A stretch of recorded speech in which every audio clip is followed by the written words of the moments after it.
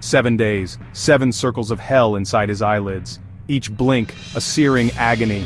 The world swam in a haze of torment, colors bleeding, edges dissolving. His skin felt like shards of glass, his tongue a slab of rotting flesh. Shadows writhed, morphing into grotesque, nightmarish figures.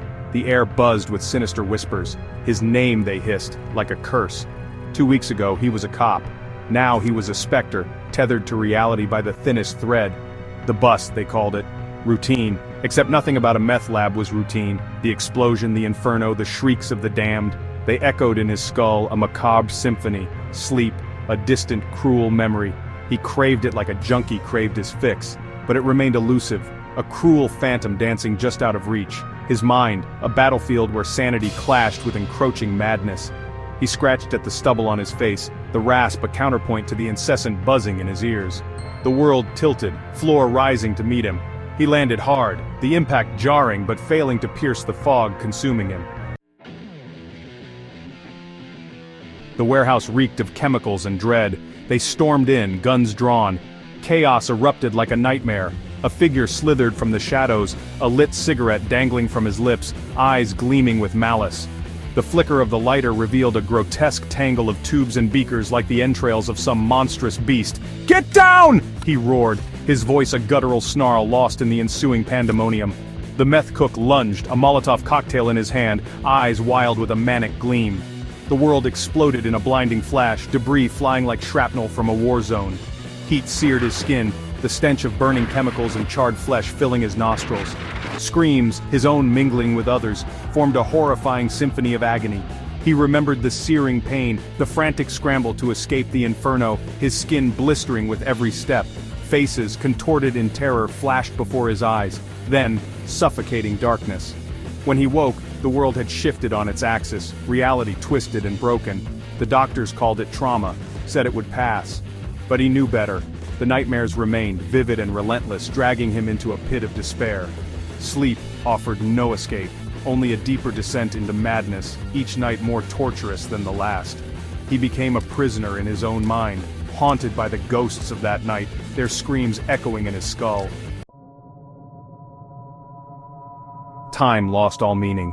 Hours bled into days, each indistinguishable from the last. He wandered through a labyrinth of his own making, reality a fluid, ever-shifting nightmare. Faces swam into view, familiar yet monstrous, their words a cacophony of incoherent, sinister sounds. He saw her face everywhere, his wife. Her laughter echoed in the silence of his apartment, her scent lingered on his pillows. But when he reached for her, his fingers grasped only at air. A cruel trick of his sleep-deprived mind. The line between what was real and what was not blurred into oblivion. Shadows whispered his name, beckoning him down a path of no return.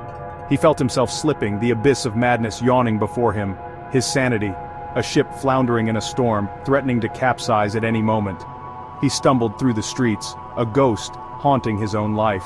The city, once familiar, now appeared alien and menacing. Buildings leaned precariously, their windows like accusing eyes. The cacophony of city noise grated on his raw nerves, each sound amplified, distorted into screams. He found himself in a diner, the stench of stale coffee and rancid grease clawing at his senses.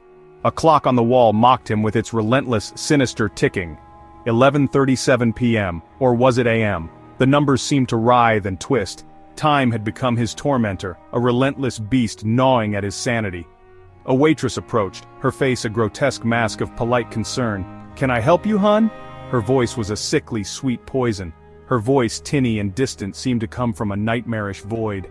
He opened his mouth to speak, but only a dry, rasping breath escaped.